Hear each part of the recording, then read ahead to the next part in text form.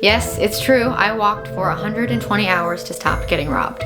Let me tell you the story. So there's this thing that's been following me around for 10 years. Let's call him Mr. Unfortunate. I have purchased 3 vehicles thus far in my life, and each time something bizarre has happened. Starting in college, I buy my very first car, a Nissan Maxima Golden Chariot. The glee was short-lived because it was not long after I made this big purchase that I had my first encounter with Mr. Unfortunate. I woke up, went out to my precious Golden Chariot, and a homeless man was sleeping in my car. And then a couple months later, Mr. Unfortunate popped up again. I woke up, went out to the Golden Chariot, my window was smashed.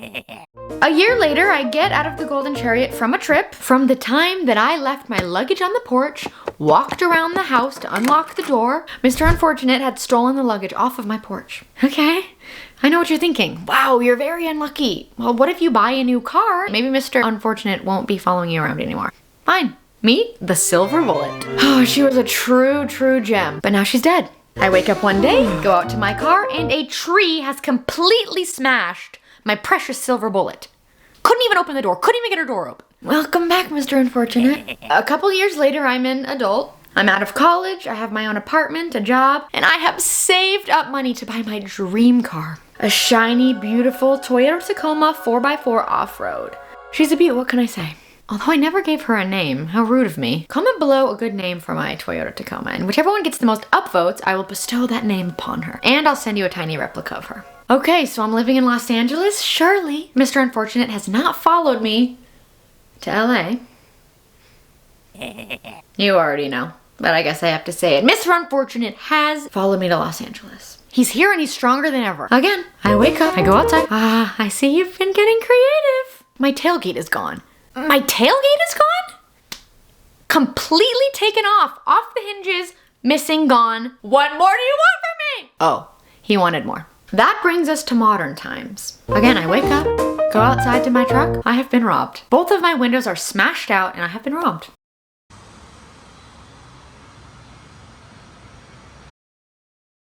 And my suitcase is gone. I had a suitcase in there and they took it.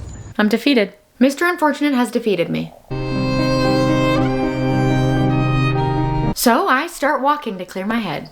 And I keep walking. And I end up at the grocery store. Then I start walking again. This time I keep walking.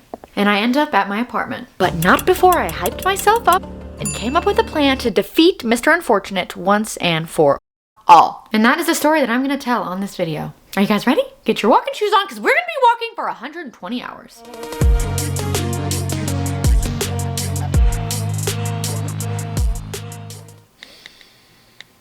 What are you doing? I thought you were supposed to be walking for 120 hours. Meet one of my internal core beliefs. Let's call her Raven. She expects bad things to happen to her cars because in the past, that has in fact been the pattern. She's always sitting in the back of my mind, whispering things to me like, "You're feeling good, aren't you? Things have been going quite well, haven't they? Well, it's about time for a flat tire, so get ready." Now let me introduce you to Phoebe. Hi, she's another one of my internal beliefs and she is very self-aware. I will say though, she was basically non-existent until a couple years ago. But now she can tell that something weird is going on. There's something going on within me that keeps this pattern occurring. I would love to get to the bottom of it. Phoebe has a plan. My plan is for an entire week, I am just gonna be walking everywhere. Number one, I have to walk everywhere because my truck is in the shop. Number two, I'm gonna take this as an opportunity to uncover this belief of some sort that keeps attracting these weird vehicle situations to me. Because I don't want this to happen anymore. Please.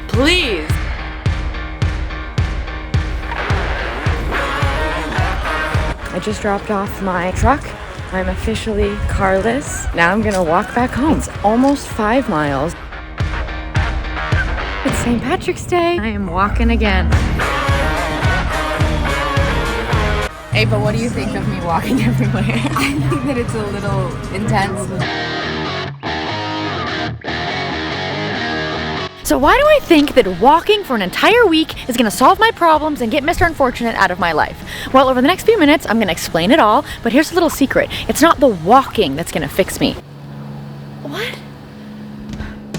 There's this thing called neuroplasticity, and it's the science of rewiring your brain and changing your beliefs. What you think and believe up here influences how you feel in here, and how you feel in here affects how you show up in the world. Your beliefs literally create the life that you are living right now, whether you know it or not. Hello? It's Phoebe. She told me that she's just become aware of one of her beliefs. Okay, small epiphany through walking a lot. I discovered something. I associate my vehicle with freedom. So if I have a vehicle, I am free. That's the belief that I have. Like, that's not ideal. I should know that I am free without any association of a vehicle. Our beliefs are formed throughout our life, especially in our early years. Through experiences, our childhood, the people we surround ourselves with, the things we watch, and the things we read. Each belief is physically formed in our brain through neurons by the real electrical impulses of our thoughts. Well, you've heard the phrase, our thoughts have power.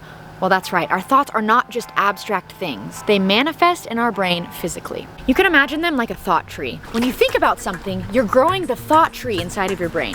Tree, I'm in a tree. The roots are the core beliefs formed through experiences. The trunk is the thought that grows from those beliefs. The branches are the attitudes and memories shaped by that thought. And the leaves are the emotions and the feelings. There's a lot of them, as you can tell. So the more you think a thought, the stronger it grows inside of your brain. The roots go deeper, the trunk gets taller, and there becomes more and more leaves. Dr. Caroline Leaf! Who? Dr. Caroline Leaf, yes, Leaf. She is just the coolest lady in the entire world. She's an incredibly brilliant neuroscientist, and she's written a whole bunch of epic books. She is basically the one who taught me all of this. Dr. Caroline Leaf definitely says it best. I don't know why I'm sitting in a tree doing all this talking. Take it away, Dr. Caroline Leaf. Neuroplasticity means you can change your brain. So if you've wired it in, you can wire it out. That's not your future. That is who you have become. That's not who you are. If you keep it, the manifestations will increase because whatever you think about the most will grow. Where your mind goes, your brain follows. Every time you think and choose, you are building networks inside of your brain. And those networks look like trees inside of your brain. These are the thoughts that you build. This is healthy thinking, and this is unhealthy thinking. So yes, I wasn't gonna have a car for a week, and yes, I was gonna have to pay way too much to get my windows fixed. But honestly, I'm just so grateful that I even have a car, and that I currently have the money in my account to get my windows fixed. So instead of looking at this unfortunate situation negatively, I decided that I'm going to try to turn it into something good. I used the time that I was walking everywhere to be very intentional and to look at each thought that popped into my head and to make sure that it was a thought of the type of person that I want to be. I'm noticing so many other things that I never would have noticed because awareness of these thoughts and feelings is the first step to changing them.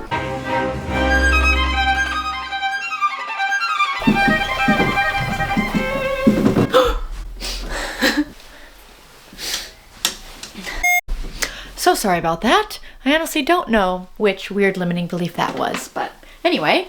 So Dr. Caroline Leaf says there are 5 steps to rewiring a thought pattern. The first step is become aware of your emotional warning signals. Those knee-jerk reactive feelings of bitterness, rage, anxiety, self-pity, jealousy, cynicism, or hopelessness. And gather awareness of how these thoughts and feelings feel inside of your body. It could be feeling like heart palpitations or stomach issues. Then, step 2, reflect.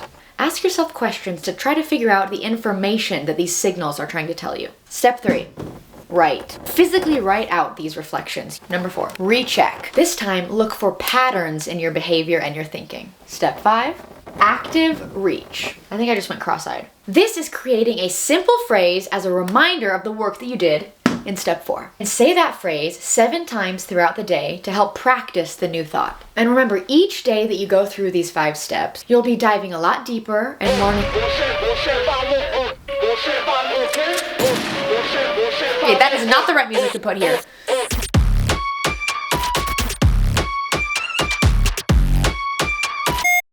Dr. Caroline Leaf says it takes around 63 days for a new neural habit to form. So obviously walking around for an entire week is not going to solve all of my problems and get rid of all of my limiting beliefs, but you know what? It's a start. And everything happens once you start. You are never ever stuck. And while we don't always have control over our unfortunate circumstances, we do have control over our reactions.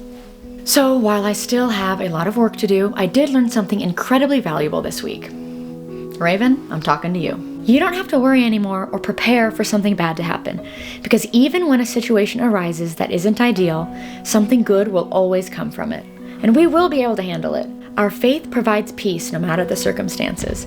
So I challenge you to confront your own Mr. Unfortunate, because honestly, maybe he's trying to tell you some valuable information. And go check out Dr. Caroline Leaf, because she's the bomb. Now I'm gonna go back outside and sit in that tree, I think. Not again.